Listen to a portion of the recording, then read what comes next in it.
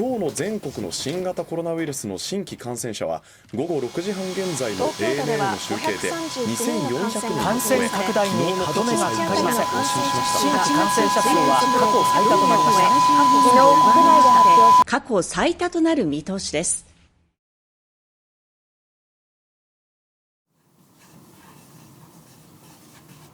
买的鸭肝，底下是海的丝。11月10日，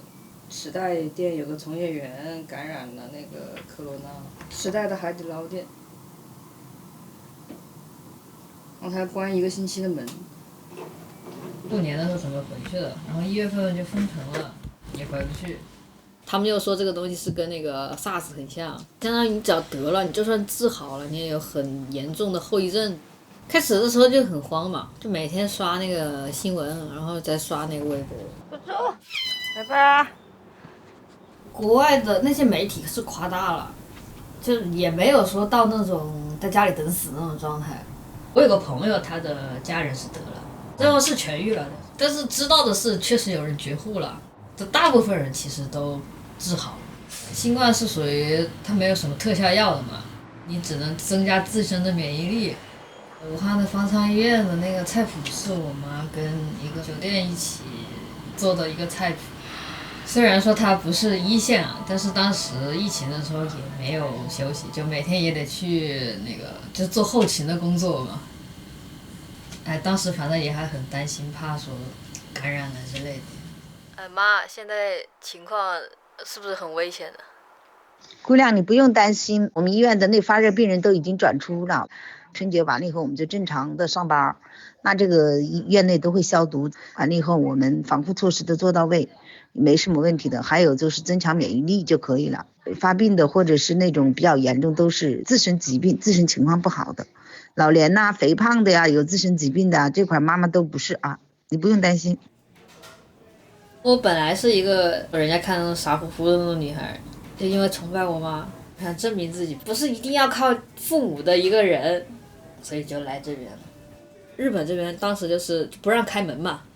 不是那个什么东京都知事说什么希望大家不要出门，不要开门。当时也没有猫，然后一个人又回不了家，考学又遇到挫折了，很无助吧那种感觉。就那段时间那种症状有一点又感觉到了，就是你开始睡不着了，耳朵又开始耳鸣了，就是这种电波传到你脑袋那个声音，就是那个声音一模一样，就很难受，一直在你脑袋里面响。反正就是睡不着的时候，你就会不停的去刷新那个页面，不停的刷新那个页面，然后你整个人很紧张嘛，然后你其实也找不到你想看的东西，你也不知道你想看什么东西，就是你看一下你就不想看了，然后再继续不停的刷新，刷到睡着为止，2、3点吧。高中的时候，高一有点胖，我记得当时我们那个班上有个女孩，她平时骂我，有几百个点赞，然后就因为这个事情之后，再没一个人理我了。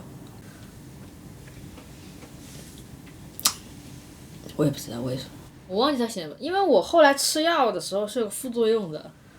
你的记忆力会衰退的，有的东西都不记得了。就是我吃药之前的事情，很多事情我都不记得了，就我觉得很难受、很痛苦的事情。然后我当时最严重的时候就是窗帘全部拉上，白天也不开灯，那就躺床上躺一天，我也不吃饭。你的躯体会僵化的，就是我说的一动不动是真的在床上一动不动，你身上是硬的那种，就是你动不了。我会吃那个动作一直从早上到晚上，然后你耳朵有耳鸣声，你学不了，你那个状态就是你什么事情都干不了，你只能在那里躺着，就这样一直过了半年，休学了。我跟我爸妈说我受不了了，然后他们就不太信，把我带去那个我们那一个3甲医院的那个精神科去看了，然后他们才信了。我们脑子里缺少就是那种就类似于激素或者什么调节这个东西，正常人可能就想一下，然后可能这个脑子的某一部分开始运作，就过一下就好了嘛。我们可能就缺少这种能力，或者是缺少这种东西，才就是你没有办法去调节这种情绪，就是讨厌自己。我这个事情是你找不到理由的，有人就觉得是神经病的，挺多这种想法的，就是因为这也算个精神疾病嘛，看社会也把你当成一个神经病一样对待。当时我得病的时候，其实是很不好的一个状态。你像我的朋友，我说他们是朋友，他们其实有没有把我当朋友，我也不知道，就是那种莫名其妙的孤立你。以前就是你抑郁症嘛，你想你有个朋友，你很不容易，他们就是会利用你这点来从你这里拿东西。你知道他其实并没有平等的看你，觉得这是个救命稻草啊。就是你没有办法扣一个人带嘛，你就必须得跟人家玩，你一跟人家玩，你就要给这个钱。我以前过生日请吃饭2-3千的给的，然后没有收到过礼物。因为抑郁症的人其实是没有自己生活的，我不知道我自己生活应该怎么样的，就会扒住别人那种感觉。你谈恋爱也是个非常窒息的一个事情，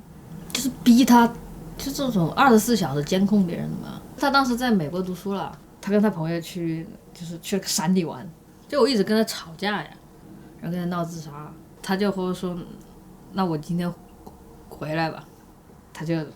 坐大巴坐了10个小时。就是那个地方是个山里，没有办法，你只能坐大巴出来，坐大巴坐10个小时，坐在机场上，然后再飞到武汉嘛来找我。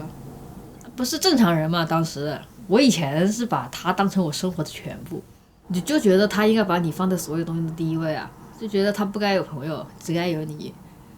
他跟我在一起，他很辛苦。抑郁症还有一个后遗症就是，它其实会让你变得比较冷漠。我真的对 QQ 的概念就是，万一得了，真的得了。死了我也无所谓，真的，还是抑郁症更那个一点。2016年7月26日，我为你看过太多夜晚，看过3天5点的太阳，肾上腺素的疯狂逼迫我在夜里发疯，淌过4点暴雨里齐腰的洪水，在雨里只身走过，被孤独所包围。在被酒精所支配的夜晚里，听到的只有一句我无话可说。那样的耳鸣声一直充斥着我的脑袋，这样的无数的夜晚，这样无数的耳鸣声和幻想，最终从一个鼓噪的疯子变成了安静抑郁的怪物。在无数的人那里都得到的只有虚荣和无尽的孤独感。有了送玫瑰的人，却不再想需要这种垃圾。他们说我特别，和别的女孩不一样。我只是一个弱小又孤单的，游离于所有人的被看不见的人。自顾自地说着情话的他们，最终来了又走。曾经以为会很怕会在国外的夜晚一个人孤独地待着，后来发现在家里的充满安全感的夜晚，在 club 嘈杂的充满欲望的夜晚，在终于感觉到被亲人所爱着的夜晚，我依然听到了熟悉的耳鸣声。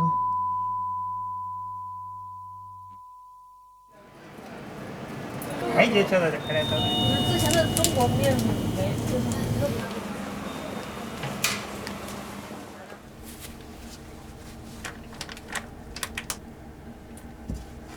就是在日本，你没有办法，你自己不逼自己去接受这个事情，去找解决方法的话，你在国内你给他躺那儿，你点外卖你就可以活了。你在日本可以这样吗？不可以的。所以就还挺感谢来这。武汉的食物大家知道的都不好看，但是味道又还挺好吃的。我在国内不会做饭的，吃过饭都说难吃。我本来喜欢小动物嘛，小动物给你的爱是唯一这个世界上你可以买到的。我知道我是因为缺爱，他会这样，那我就自己给自己买份爱嘛，挺好的呀。当时看到他的视频，一眼就相中了，很可爱呀，很小，就是猫猫舒服之后不会有咕噜咕噜的声音吗？它第一天就有咕噜咕噜的声音，然后就我觉得，哎呀，就两个人很合适嘛。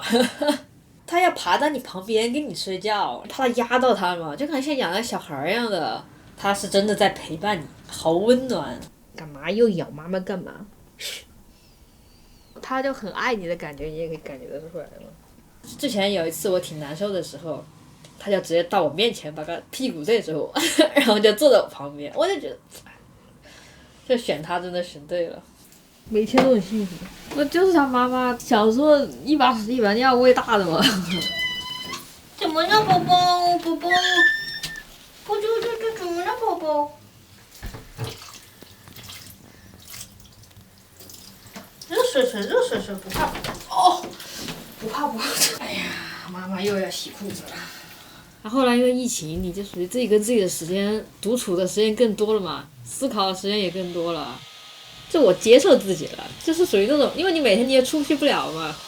你每天跟猫嘛，你跟它弄吃的，你就必须得从床上下来嘛，因为你一饿，一个很明显就是你的生活你就只有这个床了，你不可能动的，那你得管它嘛，那你就得跟它弄吃弄喝的嘛，那就干脆给自己也弄吃弄喝了嘛，就自己也把自己照顾了嘛。跟以前那种休学的时候在家自己折磨自己状态是不一样，现在是一个你是乐观向上的状态嘛，自己接受自己了。我现在目标就是我想考上早稻田，他要不要我是他的事。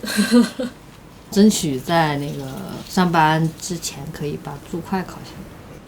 以前为什么校园暴力会让自己这么难受，是因为别人影响到自己了，现在不会这样了，就是慢慢一点点的自己慢慢变好嘛，从一个不太正常的一个人慢慢变成正常人，然后现在说起来好像也在正常人里面你不算差的了。因为我以前就相当于天天失败嘛，没有什么让你觉得你做了什么成功的事情。来日本之后开始慢慢有了，我是想通了，就是如果说我有小孩的话，我知道什么事情该做，什么事情不该做，然后我也不会说因为工作特别忙去忽略自己的小孩，给他最多的爱。他能不能成为一个优秀的人无所谓，希望他当一个正常人。其实人爱自己是个非常难的事情，你说普通的人没有那种疾病的人，你要他说爱自己这个事情也很难的。就我不管我多难受，我肯定会去好好吃饭，什么方法都没有爱自己管用，就只有爱自己，你才这些东西全部都有答案。那我已经好了，我已经 OK 了，我觉得我自己很好，我非常爱我自己。